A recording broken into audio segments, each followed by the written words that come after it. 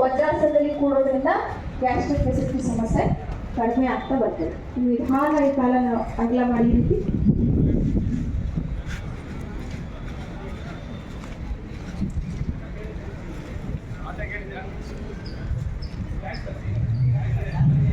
ಕುತ್ಕೊಳ್ಳಿ, ಕೆಳಗಡೆ ಈ ಥರ ಕುತ್ಕೊಳ್ಳಿ.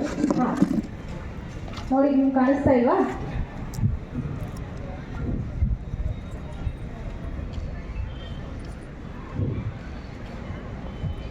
ಈ ರೀತಿಯಲ್ಲಿ ಕುತ್ಕೊಳ್ಬೇಕು. ಕಾಣಿಸ್ತಿದೆಯಾ ಎಲ್ಲರಿಗೂ?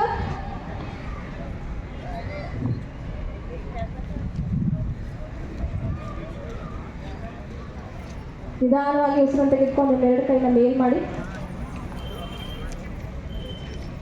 ಇವಾಗ ನಿಮ್ಮ ಬಲಗೈಯನ್ನ ಎಡಗೈ ಭುಜದ ಮೇಲೆ, ಎಡಗೈಯನ್ನ ಬಲದ ಭುಜದ ಮೇಲೆ ಈ ರೀತಿ ಇಟ್ಟು ನಿಧಾನವಾಗಿ ಏನೇನು ಸ್ಟ್ರೆಚ್ ಮಾಡೋದು. ನಿಧಾನವಾಗಿ ಉಸಿರ ತೆಗೆದುಕೊಳ್ಳಿ, ಚೆನ್ನಾಗಿ ಉಸಿರಾಟ ಮಾಡಿ.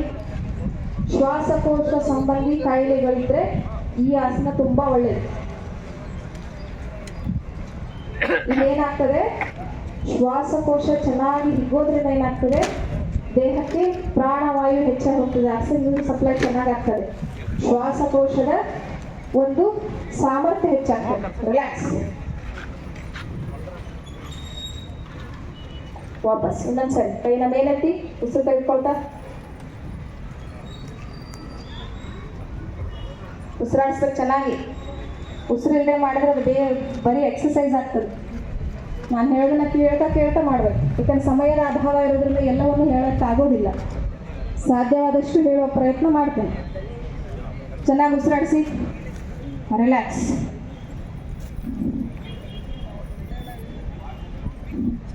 ಈ ರೀತಿ ಕಾಲನ್ನ ಮುಚ್ಚಾಚಿ. ರಿಲ್ಯಾಕ್ಸ್.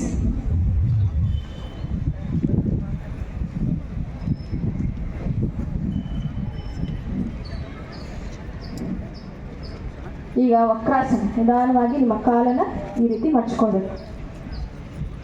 ಬಲಗಾಲನ, ನಿಮ್ಮ ಬಲಗೈಯನ್ನ ಈ ರೀತಿ ಹಿಂದುಗಡೆ ಪೂರ್ತಿ ನಿಮ್ಮ ಬೆನ್ನಿನ ಭಾಗದ ಹಿಂದುಗಡೆ, ಎಡಗೈನ ಮೇಲೆತ್ತಿ ಈ ರೀತಿ.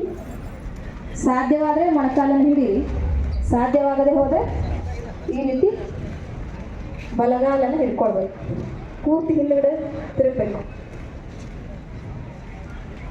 ಯಾರಿಗೆ ಶುಗರ್ ಇದೆ, ಇನ್ಸುಲಿನ್ ಸಮಸ್ಯೆ ಇದೆ ಅಂಥವ್ರಿಗೆ ಪ್ರತಿದಿನ ಅಭ್ಯಾಸ ಮಾಡಬೇಕು.